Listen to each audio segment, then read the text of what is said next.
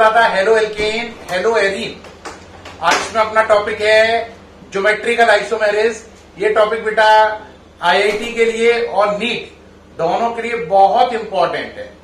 इसे मैं बिल्कुल बेसिक से बताऊंगा क्योंकि मुझे मालूम है कि बच्चों की ऑर्गेनिक केमिस्ट्री ज्यादा अच्छी नहीं होती है, उन्हें उसमें कुछ भी नहीं आता है। तो बिल्कुल बेसिक से शुरुआत करेंगे। चैप्टर है halo alkane hello arene, topic है ज्योमेट्रिकल आइसोमेरिज।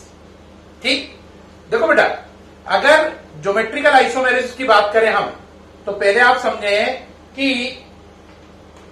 अगर कार्बन सिंगल बॉन्ड कार्बन है, देखो ये मेरे हाथ में है, ये कार्बन है, ये सिंगल बॉन्ड कार्बन। तो carbon single bond carbon rotate करता है, देख रहे हो, साफ नजर आ रहा है, देखो ये घूम रहा है, ये देखो नजर आ रहा होगा, रोटेट कर रहा है। तो carbon single bond carbon rotate करता है, यानी कि अगर कार्बन सिंगल बॉन्ड से कोई चीज जुड़ी हुई है तो ये बॉन्ड घूम सकता है। अगर बॉन्ड घूमेगा तो कन्फॉर्मेशनल आइसोमेरिज क्रिएट होती है। कौन सी? कन्फॉर्मेशनल। और अगर बॉन्ड नहीं घूमे, है ना, तो ज्योमेट्रिकल आइसोमेरिज कॉज होती है। तो ये सिंगल बॉन्ड है, आप देख रहे हैं साफ घूम रहा है, ठीक है। अब मैं अगर इसी को डबल बॉन्ड ले लूं, ये देखो, ये ले लिया, अब देखो ये डबल बॉन्ड है, अब ये नहीं घूम रहा है, साफ नजर आ रहा है, देखो सिंगल बॉन्ड घूम रहा है, डबल बॉन्ड घूमता नहीं है, ये देखो, ठीक। तो ज्योमेट्रिकल आइसोमेरिज की पहली कंडीशन, बॉन्ड रोटेशन नहीं होना चाहिए, यानी कि सिंगल बॉन्ड नहीं होना चाहिए। एक बात यहां से भी देखो, ये सिंगल बॉन्ड है, ये डबल बॉन्ड है, बताओ कौन लंबा है? देख रहे हो साफ, कौन लंबा है? आंसर सिंगल बॉन्ड लंबा होता है, डबल बॉन्ड छोटा होता है। तो ये बात भी नजर आ रही है, कार्बन सिंगल बॉन्ड कार्बन लंबा होता है, कार्बन डबल बॉन्ड कार्बन छोटा होता है। सिंगल बॉन्ड घूमता है और कन्फॉर्मेशनल आइसोमेरिज देता है, डबल बॉन्ड घूमता नहीं है और ज्योमेट्रिकल आइसोमेरिज देता है। ज्योमेट्रिकल आइसोमेरिज के लिए बेटा दो कंडीशन है, कितनी? दो। पहला, बॉन्ड घूमना नहीं चाहिए जैसे ये है, और दूसरा, एक ही कार्बन से जो दो चीजें जुड़ी हो वो सेम नहीं होनी चाहिए। कहोगे वो कैसे? देखो जरा, ये भी करके दिखा रहा हूं, देखो भाई, ये चीज करके दिखा रहा हूं, ध्यान दो। ये देखो, इस कार्बन से ये हाइड्रोजन जोड़ा और ये भी हाइड्रोजन जोड़ दिया, तो इस कार्बन से अगर दो चीजें सेम जुड़ गई, एक ही कार्बन से दो समान चीजें जुड़ गई, तो ज्योमेट्रिकल आइसोमेरिज नहीं होगी। तो ज्योमेट्रिकल आइसोमेरिज की कितनी कंडीशन है? दो। एक तो डबल बॉन्ड होना चाहिए, पहली कंडीशन, जिससे बॉन्ड घूमे नहीं। दूसरा, एक ही कार्बन पर दो समान चीजें नहीं जुड़नी चाहिए। एक कार्बन पे जो दो चीजें जुड़ी हैं वो अलग अलग होनी चाहिए, जैसे अब ये सही है, एक कार्बन पे जो दो चीजें जुड़ी हैं वो अलग अलग होनी चाहिए। तो ज्योमेट्रिकल आइसोमेरिज की पहली कंडीशन क्या है बोलो? पहली कंडीशन है सी डबल बॉन्ड सी चाहिए, यानी कि रेस्ट्रिक्टेड रोटेशन, बॉन्ड घूमना नहीं चाहिए, बॉन्ड घूमना नहीं चाहिए। दूसरा, एक ही कार्बन से जो दो चीजें हैं वो सेम नहीं होनी चाहिए, इस कार्बन से ए और ए नहीं जुड़ा होना चाहिए, ये गलत है, ये रॉन्ग है, ये राइट है, ये रॉन्ग है। अगर ये होगा तो ज्योमेट्रिकल आइसोमेरिज नहीं होगी, ये होगा तो होगी। चेक करो दोबारा से, यहां पर मेरे हाथ पर ही देखो, ये कंडीशन ये हो रही है, देखो सी डबल बॉन्ड सी, ये हो गया, ये चीज ए है और ये चीज बी है, ये ज्योमेट्रिकल आइसोमेरिज के लिए सही बात है। सी डबल बॉन्ड सी होना चाहिए, ये बात सही है। अगर इस पर दो सेम चीजें कर दोगे, जैसे ये कर दो, आप देख पा रहे मेरे हाथ पर, ये गलत है, देखो ए हो गया, ये रॉन्ग है, ये ज्योमेट्रिकल आइसोमेरिज नहीं होगी। बात समझ रहे हैं? साफ नजर आ रहा है। और एक बात मैंने आपको और भी बताई कि कार्बन सिंगल बॉन्ड कार्बन जो होता है वो लंबा होता है, यानी कार्बन सिंगल बॉन्ड कार्बन है उसकी लंबाई ज्यादा होती है, कार्बन डबल बॉन्ड कार्बन की लंबाई कम होती है। ये बात अभी मैंने आपको दिखाई थी रियल में, ठीक। तो ज्योमेट्रिकल आइसोमेरिज में क्या दो कंडीशन है? पहली कंडीशन, कार्बन कार्बन में डबल बॉन्ड हो। दूसरी कंडीशन, एक ही कार्बन पर जो दो चीजें जुड़ी हैं वो सेम होनी नहीं चाहिए। नोट करिए जल्दी से, सामने से हट गया हूं, जल्दी नोट करिए। कर रहे हैं? चलिए भाई, नोट कर लिया तो आगे बढ़ते हैं। अब देखो बेटा, जैसे ये चीज है आपकी कार्बन, अब देखो ज्योमेट्रिकल आइसोमेरिज्म में दो फॉर्म बनती है, सिस और ट्रांस। देखो इस कार्बन पर एक जुड़ा है सफेद, है ना, और एक जुड़ा है नीला।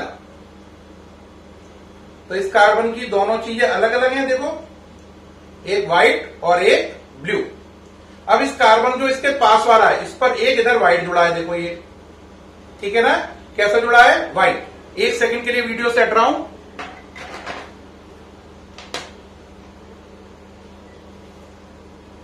देखिए भाई, हटा क्यों? आपके लिए ही कुछ लेने गया था प्रोडक्ट। देखो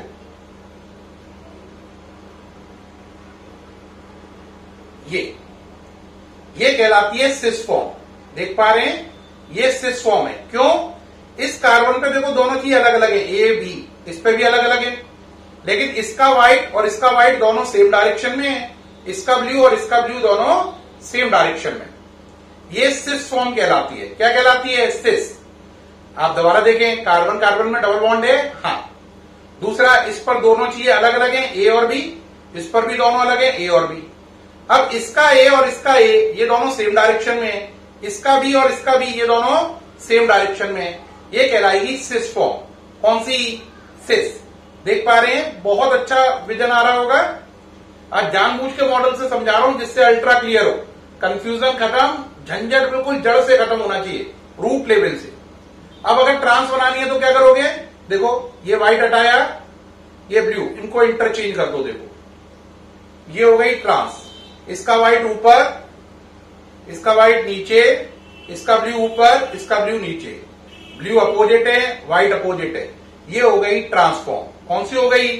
ट्रांसफॉर्म। अब सिस और ट्रांस दोनों बना के दिखाते हैं बोर्ड पर, आपको समझ में आए अच्छे से, फिर उसके बाद आगे बढ़ते हैं। अब देखो बेटा, सिस और ट्रांस बनानी है बोर्ड पर। देखें देखें भाई, सिस और ट्रांस बनानी है तो ध्यान दो। ये कार्बन है, इस पर दो चीजें जुड़ी है, मान लो एफ एफ सीएल।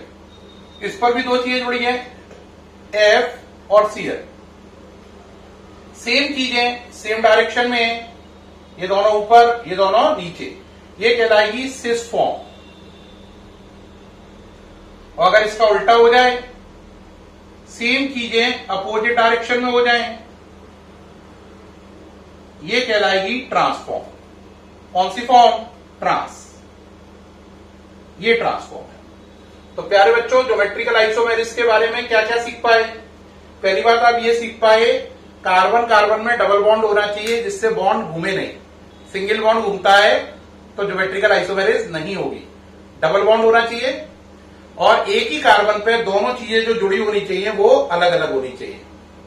अब अगर ये वाली कंडीशन है कि इस कार्बन का ए और पास वाले कार्बन का ए दोनों एक डायरेक्शन में है, और इस कार्बन का बी और इस कार्बन का बी एक डायरेक्शन में है, तो सिस फॉर्म है। लेकिन अगर ऐसा हो, इसका ए ऊपर, इसका बी ऊपर, इसका बी नीचे, इसका ए नीचे, ये उल्टा हो जाए मतलब, तो ये ट्रांसफॉर्म है। क्या आप बात समझ पा रहे हैं? सेम चीजें same direction cis form, same चीजें opposite direction transform. Repeat, same चीज सेम डायरेक्शन, है ना, सिस फॉर्म, सेम चीज अपोजिट डायरेक्शन ट्रांसफॉर्म। ठीक, सिस और ट्रांस हो गया। अब एक बड़ा अजीब केस आता है जहां पर देखो, अगर कोई बंदा क्या करे, यहां पर देखना, ये यहां से हट जाए, ये दोनों, है ना। अब देखना यहां पे क्या हो, ये हटने के बाद थोड़ा सा एक आध मिनट आपको वेट करना पड़ सकता है, क्योंकि मॉडल से समझाने में मुझे कुछ सेकंड का टाइम ज्यादा चाहिए होगा। अब देखो यहां पे ये रेड आ गया। ठीक, एक सेकंड के लिए फिर वीडियो से हट रहा हूं क्योंकि मुझे वहां से कुछ उठाना है।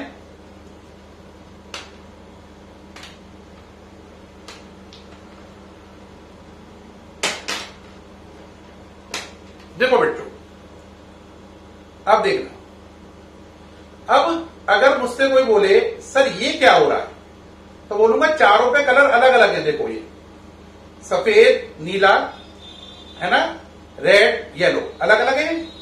अब मुझसे कोई बोले सर ज्योमेट्रिकल आइसोमेरिज हो रही है या नहीं हो रही है, तो मैं कहूंगा यार ज्योमेट्रिकल आइसोमेरिज की दो शर्तें दी। पहली, कार्बन कार्बन में डबल बॉन्ड होना चाहिए, ये रहा भाई है, डबल बॉन्ड है, साफ नजर आ रहा है।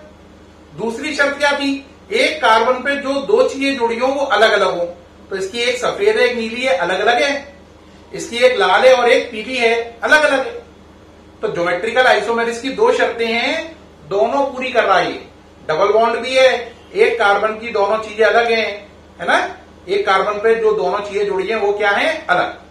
लेकिन अब यहां पे अगर मैं आपसे कहूं बेटा ज्योमेट्रिकल आइसोमेरिज हो रही है, तो आप तुरंत पलट के क्या कहोगे, कहोगे सर हो रही है, तो सर जी जरा ये बताओ बग्गा सर जी कि ये सिस फॉर्म है या ट्रांस फॉर्म है।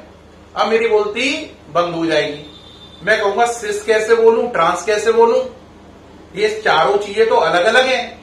अब मैं ना तो सिस बोल पा रहा हूं ना ट्रांस बोल पा रहा हूं, तो यहां पे ज्योमेट्रिकल आइसोमेरिज हो रही है, लेकिन सिस और ट्रांस कुछ भी बोला नहीं जा सकता। तो फिर क्या करें, तो फिर इसके लिए लाया गया ईजेड नॉमेनक्लेचर। ईजेड नॉमेनक्लेचर वहीं लगाते हैं जहां पे ज्योमेट्रिकल आइसोमेरिज तो होती है, लेकिन आदमी ये नहीं बता पाता कि सिस फॉर्म है या ट्रांस फॉर्म है। रिपीट, ईजेड नॉमेनक्लेचर वहीं पे काम करता है जहां पे ज्योमेट्रिकल आइसोमेरिज तो हो, देख रहे हैं आप, लेकिन सिस और ट्रांसफॉर्म का पता ना चले। अब कैसे करते हैं देखो, बात समझना, इसको रख रहा हूं, डिटेल समझा रहा हूं। देखे, अब देखो बेटा इस पे आ जाओ। अब जैसे यहां पर ये चार चीजें हों, यहां पर है एफ सी एल, यहां पर है B R I, double bond है और चारों चीजें अलग अलग है, तो फिर ज्योमेट्रिकल आइसोमेरिज में सिस और ट्रांस कैसे पता कराएं, इसके लिए दिया गया EEZ nomenclature. EEZ nomenclature CIP rules पे आधारित है। किस पर, सीआईपी। सीआईपी में सी फॉर कान, साइंटिस्ट का नाम है, आई फॉर इनगोल्ड, पी फॉर प्रीलॉग, ये तीनों वैज्ञानिकों के नाम है ना। उनका पहला पहला अच्छा लिया सीआईपी, तो नाम पड़ा सीआईपी रूल्स। क्या नाम पड़ा, सीआईपी रूल्स। अब सीआईपी रूल्स कितने होते हैं, तीन। कितने होते हैं, तीन। समझिए क्या क्या कहता है। पहला सीआईपी रूल ये कहता है कि जिसका एटॉमिक नंबर बड़ा, क्या कहता है सीआईपी रूल, जिसका एटॉमिक नंबर बड़ा उसकी प्रायोरिटी हाई, यानी एटॉमिक नंबर जो बड़ा है उसको हाई प्रायोरिटी पर मानो, यानी उसे उच्च स्थान दो। जैसे FClBrI है, एटॉमिक नंबर है 53, 35, 17 और 9, तो सबसे बड़ा किसे माना जाएगा, I को, फिर Br को, फिर Cl को, फिर F को। जिसका एटॉमिक नंबर बड़ा उसकी प्रायोरिटी हाई। प्रायोरिटी का मतलब जानते हैं, चेयर एक पड़ी है, आप और आपकी मम्मी खड़ी हैं, कौन बैठेगा, मम्मी, ये हो गया प्रायोरिटी उनकी आपसे हाई है। लेकिन अभी आपके दादाजी आ गए तो मम्मी क्या करेंगी, चेयर किसको दे देगी, दादाजी को, तो इसका मतलब उनकी प्रायोरिटी हाई हो गई। ठीक है कि नहीं, तो प्रायोरिटी हाई का मतलब समझ रहे हैं कि एक ही चेयर है और कौन कौन आ रहा है, किसको आप चेयर ऑफर करोगे, किसको नहीं करोगे, यही प्रायोरिटी ऑर्डर है। अब आप इस बात को एक बात और समझो, क्लास में स्टूडेंट और टीचर दोनों है, तो चेयर किसे ऑफर होगी, टीचर को, क्योंकि टीचर की प्रायोरिटी स्टूडेंट से हायर है। अभी क्लास में प्रिंसिपल आ जाए तो चेयर किसे मिलेगी, बोलो, प्रिंसिपल सर को, क्योंकि उनकी प्रायोरिटी टीचर से भी हायर है। ठीक है कि नहीं, तो ये प्रायोरिटी है। तो बोलने प्रायोरिटी उसकी ज्यादा मानी जाएगी जिसका एटॉमिक नंबर बड़ा होगा। दूसरा, अगर आइसोटोप का केस होगा, किसका, आइसोटोप का, तो उनका एटॉमिक नंबर सेम होता है, तो प्रायोरिटी का डिसाइड मास नंबर करेगा।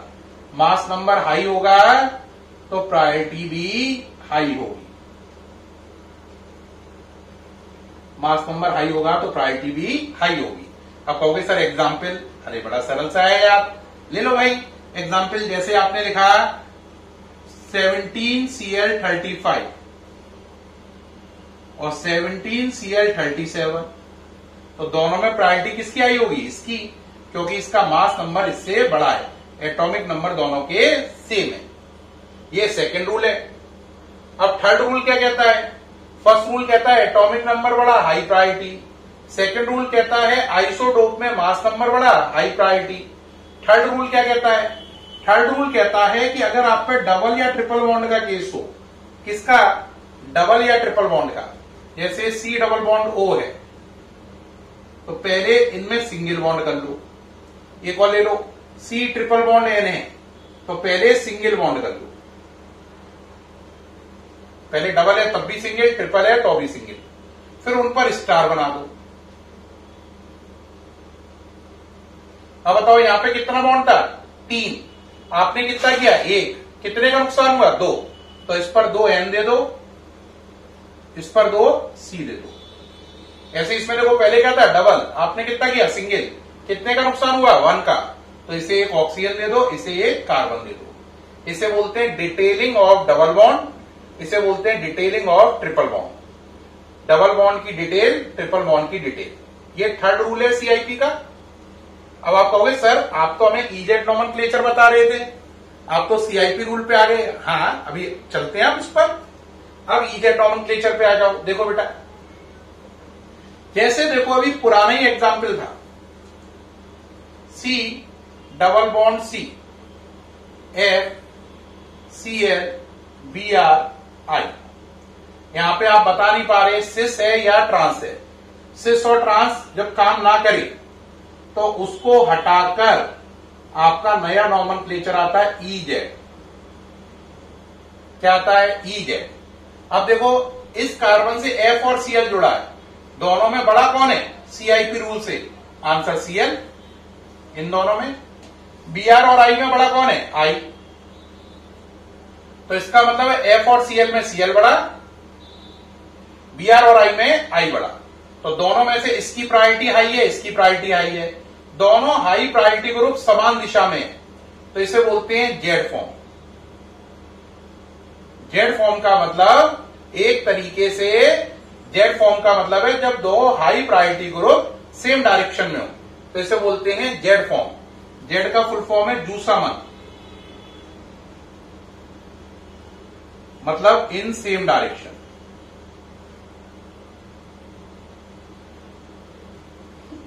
अब आप कहोगे सर ई फॉर्म कैसी हुई? मान लो बेटा ऐसा होता थोड़ी देर के लिए,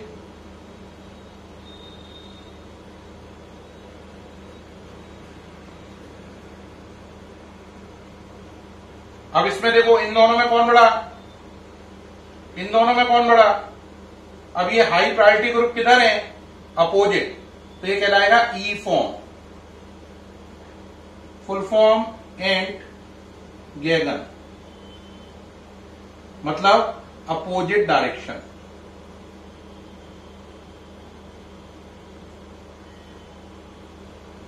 एक बात मैं यहां पर स्पष्ट कर दूं, ये देखो अगर दो high priority group same direction में तो जेड फॉर्म, दो high priority group opposite direction में है तो ये ई फॉर्म कहलाती है। दोबारा सुने ध्यान से, दो हाई प्रायोरिटी ग्रुप अगर समान दिशा में तो ये कहलाती है जेड फॉर्म, अगर दो high priority group opposite direction में है कहलाती है ई फॉर्म। लेकिन प्यारे बच्चों एक बात याद रखना, सेम और अपोजिट डायरेक्शन में हाई प्रायोरिटी ग्रुप हैं, ई और जेड बन गई। ई और जेड का सिस और ट्रांस से कोई लेना देना नहीं है। रिपीट, दिमाग खोल के सुनो, लाइट जला के सुनो, बत्ती दिमाग की। ई जेड नॉमेनक्लेचर का सिस और ट्रांस से कोई लेना देना नहीं है। सिस ट्रांस जहां पर खत्म होता है, ई जेड वहां से शुरू होता है। सिस ट्रांस कहां? जब चारों चीजें अलग अलग है तो सिस और ट्रांस तो हो ही नहीं सकता, वहां पर ई जेड नॉमेनक्लेचर लगेगा। इसका मतलब क्या हुआ? इसका मतलब है सिस ट्रांस का ई जेड से कोई लेना देना नहीं है। सिस ट्रांस जब चारों चीजें अलग अलग है तो वहां पे काम ही नहीं करते, और वहां पे कौन काम करता है? E Z. कोई बच्चा सोचता है कि sir cis equal to Z, trans equal to E, तो वो गलत सोच रहा है। सिस ट्रांस अलग चीज है, वो तब वर्क करती है जब सेम चीजें सेम डायरेक्शन में हो, सिस सेम चीजें अपोजिट डायरेक्शन में हो, ट्रांस। ई जेड तब काम करता है जब चारों चीजें अलग अलग है, वहां पे सिस और ट्रांस डिसाइड नहीं हो रहा है। कई बच्चे क्या सोचते हैं सर ने जेड में बोला है सेम चीजें सेम डायरेक्शन में, ये तो सिस जैसा हो रहा है। गलत, ये सिस जैसा नहीं है, ई जेड अलग चीज है, सिस ट्रांस अलग है। सिस का मतलब सेम चीजें सेम डायरेक्शन, ट्रांस का मतलब सेम चीजें अपोजिट डायरेक्शन। लेकिन जहां चारों चीजें अलग अलग है वहां पे सिस ट्रांस तो काम ही नहीं करेंगे, वहां पे ई जेड काम करेगा। जेड का मतलब हाई प्रायोरिटी ग्रुप, सेम चीज नहीं, high priority. High priority group same direction में है तो ये क्या कहलाएगा आपका जेड, और high priority group opposite direction में तो कहलाएगा ई। जेड फॉर जूसामन सेम डायरेक्शन, ई फॉर एंटगैगन अपोजिट डायरेक्शन। अब एक बात याद रखना, ई जेड का सिस ट्रांस से कोई लेना देना नहीं है, ये मैं स्पष्ट बता चुका हूं। ई जेड नॉमेनक्लेचर के और अच्छे एग्जाम्पल करते हैं जिससे अल्ट्रा क्लियर दिमाग में बैठे। देखें भाई, ये हट रहा हूं, नोट करो, कर लिया है। चलिए अब आगे बढ़ते हैं इसमें कि सर और डिटेल बताइए, थोड़ा सा और एग्जाम्पल दीजिए, मजा आए। बहुत अच्छा बता रहे हो, इंटरेस्ट डेवलप हो रहा है, थोड़ा सा और बताइए, मजा आ जाए। देखो बेटा, अब जैसे एक केस है, यहां पे एक बच्चे ने लिखा CH3, एक ने लिखा C2H5, एक ने यहां पे लिखा H और एक ने लिखा D। उन्हें बोला बताइए सर ये E है या Z है। अब मैं क्या करूंगा, H और D क्या है, हाइड्रोजन के 3 आइसोटोप है, 1H1, 1H2, 1H3। 1H1 को हम बोलते हैं H, इसे बोलते हैं D और इसे बोलते हैं T। T के ऊपर नंबर क्या है 3, इस पे 2, इस पे 1, तो T की प्रायोरिटी D से बड़ी है और D की S से बड़ी है। तो यहां पे साफ पता चल रहा है H और D में कौन बड़ा है, D, ड्यूटेरियम, ये वाला। ठीक, अब यहां पर आ जाओ आप, यहां पर कौन है CH3 और C2H5, दोनों में कौन बड़ा है, आंसर C2H5। दो हाई प्रायोरिटी ग्रुप किधर हैं, सेम डायरेक्शन में, कौन सी फॉर्म है, जेड फॉर्म। ठीक, अब एक केस IIT एडवांस में आया है, उसका आंसर आप देना, देखते हैं आप कितना सही देते हो। उनने कहा कि भाई ये बताइए, इस पर लगा है Cn, इस पर लगा है CH2NH2, इस पर लगा हुआ है CHO, कौन सा ग्रुप, एल्डिहाइड ग्रुप है ना, CHO या COOH कर लो, और अच्छा केस कर लो, थोड़ा कठिन, और इस पे लगा हुआ है F। अब बताइए EZ नॉमेनक्लेचर लगाइए, बताओ इन दोनों में बड़ा कौन है, इन दोनों में बड़ा कौन है। ये IIT का एक्सक्लूसिव केस है, बताइए। अब आप कहोगे सर मैं बताऊं या आप बताओगे, आंसर आपको 10 सेकंड का टाइम दे रहे हैं, पहले आप बताओ इन दोनों में बड़ा कौन है। आपका टाइम शुरू है, जल्दी करो, 1, 2, बढ़ो जल्दी जल्दी से। हाँ जी, डिसाइड हो गया। अब देखो इन दोनों में बड़ा कौन है, ये डिसाइड करना है। तो पहले आपने इन दोनों में बड़ा कौन आया, आंसर इन दोनों में बड़ा है F। आप कहोगे सर ये तो इतना बड़ा है, इससे मतलब नहीं है, इस कार्बन से कौन जुड़ा है, कार्बन, और इस कार्बन से कौन जुड़ा है, F। कार्बन का नंबर 6, F का नंबर 9, तो बस बात खत्म, बड़ा कौन है, F। ये नहीं है COOH, ये 6, ये 8, 8, 1, सबका एडिशन नहीं करना है। इस कार्बन से कौन जुड़ा है, कार्बन, इस कार्बन से कौन जुड़ा है, F। इसका नंबर 9, इसका नंबर 6, तो ये बड़ा है। पहला रूल काम कर गया, एटॉमिक नंबर जिसका बड़ा है वो बड़ा है। आया समझ में, या झटका लग गया। अब बताओ इन दोनों में बड़ा कौन है। एक जो बेवकूफ बच्चा होगा वो कहेगा ये वाला बड़ा है, और अकल वाला बच्चा कहेगा ये वाला बड़ा है। जाहिर सी बात है कौन बड़ा है, Cn। अब एक बच्चा जो बेवकूफ होगा वो तुरंत कहेगा अरे सर कैसी बात कर रहे हो, देखो ये इसमें 4 हाइड्रोजन ज्यादा है, इसमें तो है नहीं। मैं कहूंगा बेवकूफ ही हो, Cn को जरा डिटेल करना क्या है, C ट्रिपल बॉन्ड है, रूल लगाओ, इन पर क्या बनाओ, स्टार, डबल बॉन्ड हट गया, इस पर क्या जुड़ गए, N और N, इस पर क्या जुड़ गया, C और C। अब चलो इस C से कौन जुड़ा है, आंसर C। इस C से कौन जुड़ा है, आंसर C। मुकाबला टाई हो गया। अब इस C से कौन जुड़ा है, N। इस C से कौन जुड़ा है, N। सी से एन, सी से एन, फिर इस सी से कौन जुड़ा है? एन, जबकि इस सी से कौन जुड़ा है? एच। देखिए आप CH2 की डिटेल कर लो,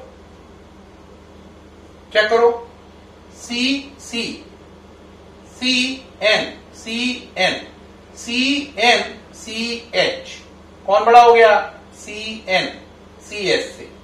नजर आ रहा है? चेक करो, same same, C N, C H, कौन बड़ा है? ऊपर वाला। मुकाबला खत्म, जीत गया सी एन। तो ये आ गया सी एन बड़ा है CH2NH2 से। इसीलिए IIT में पूछा गया है, क्योंकि IIT का मतलब ही होता है लॉजिकल, डिफिकल्ट नहीं, लॉजिकल। और ये लॉजिक ही लोगों पे कम होते हैं, इसलिए उन्हें IIT डिफिकल्ट लगती है। लेस लॉजिक, मोर डिफिकल्टी। अब देखो, ये ग्रुप बड़ा है, ये ग्रुप बड़ा है, दोनों बड़े ग्रुप किधर हैं? अपोजिट। नजर आ रहा है? कौन सी फॉर्म हो गई? ई फॉर्म। आया समझ में? कहोगे सर समझ में नहीं आया, मजा आ गया, क्या बात बता रहे हो। अब एक और केस करो जरा IIT का, ये हटाएं, नोट कर रहे हैं, ये हटा रहे हैं। एक और नेक्स्ट केस लो। एक बच्चा लिख के लाता है C⋯C, यहां पे लिख के लाता है NH2। एक बच्चा लिख के लाता है यहां पर COOH, है ना? यहां तक सही। एक बच्चा यहां पे लिख के लाता है CN, और एक लिख के लाता है CHO। Aldehyde group. अगर आपको ऐसे CHO ज्यादा अच्छा नहीं लगता तो आप ऐसे भी लिख सकते हो। ऐसे CN अच्छा नहीं लग रहा तो आप ऐसे भी लिख सकते हो। अब बताओ कौन बड़ा है? पहले निर्णय किसमें होगा? CHO और CN में। कौन बड़ा है? कौन बड़ा है भाई? NH2 और COOH में कौन बड़ा है? पहले इन दोनों बोलो कौन बड़ा है? 5 सेकंड है, इन दोनों में कौन बड़ा है? 1 2 3 4 5। इन दोनों में कौन बड़ा है? बोलो क्यों? C से कौन जुड़ा? N, N का नंबर 7। C से कौन जुड़ा? C, इसका नंबर 6। बस यहीं पर N जीत गया, काम खत्म। आगे की जरूरत ही नहीं है, पहले मुकाबले में ही N का नंबर 7, कार्बन का नंबर 6, विनर है NH2। अब यहां पे आ जाओ CHO और CN में। CHO को समझो क्या होगा, थोड़ा डिटेल कर दें।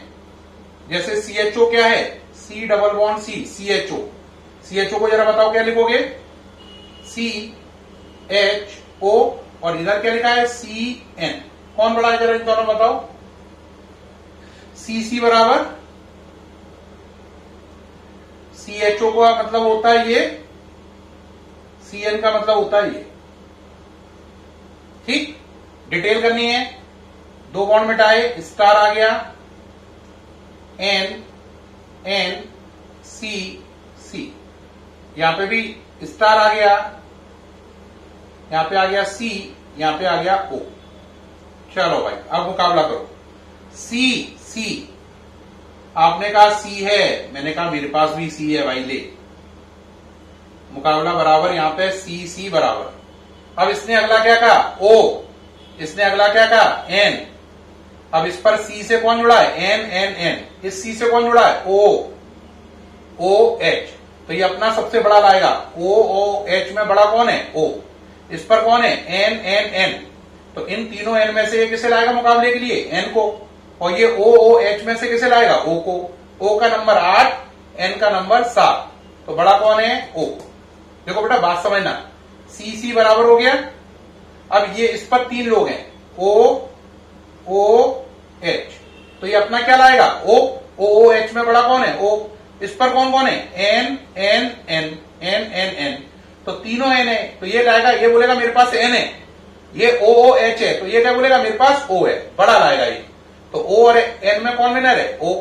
तो इस तरीके से हमने देखा विनर कौन हुआ? CHO group.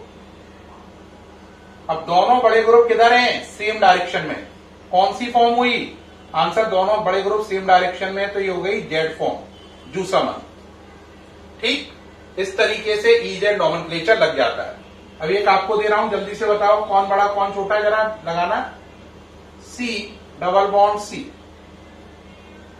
CH2 CH2 CH2 CH3, यहां पर लिखा है F, यहां पे लिखा है Cl, यहां पे लिखा है I। बोलो भाई कौन सा आया? I और Cl में कौन बड़ा है? I बड़ा है, कोई झंझट ही नहीं है। इन दोनों में बड़ा कौन है? कौन बड़ा है बोलो? CF, CC 6, CF 9 नंबर, कौन बड़ा है? ये। इससे बड़ा नहीं है, इसका इतना बड़ा साइज है। कंपेयर इसका और इसका हो रहा है खाली, इस पूरे का नहीं हो रहा है। तो दो बड़े ग्रुप किधर है? अपोजिट डायरेक्शन में। कौन सी फॉर्म हो गई? ई फॉर्म, ये हो गई ई फॉर्म।